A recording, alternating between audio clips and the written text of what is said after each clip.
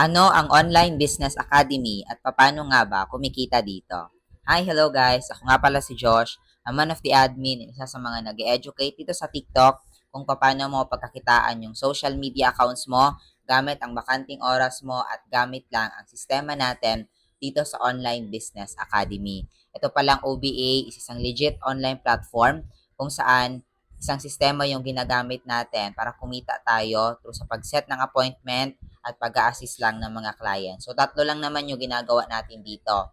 Una, nagpo-posting tayo ng mga templates and scripts sa ating Facebook at TikTok account para tayo na mismo yung lalapitan ng mga future clients natin.